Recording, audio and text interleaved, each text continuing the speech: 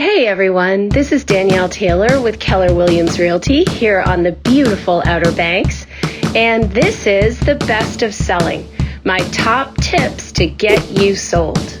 Number 1. And remember, the real definition of market value is what the seller's willing to sell for and the buyer is willing to pay.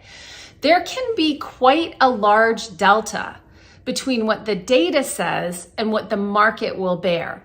And I'm finding that when a listing is very new in the early days, this delta can be quite different, okay?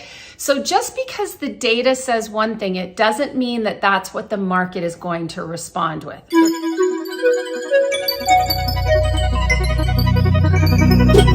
Number 2. For the most part, those companies will not allow an owner to simply transfer their account, which means they can't simply transfer all the guests that are on their roster coming up over to the new owner.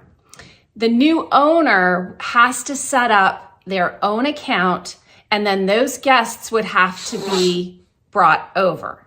In order for that to happen, it's essentially a cancellation and a rebooking. Number 3. So if now isn't the time to sell, I'm going to encourage you to think about what is your sell trigger. Step 1, get an up-to-the-minute value of your property. So go ahead and know exactly where you are today. This is always a good idea to know this on an ongoing basis. We are happy to run this for you if your property is in the Outer Banks, or ask your local trusted realtor in your market. If you don't have a local trusted realtor in your market, please reach out to me. I have contacts all over the country. Number 4.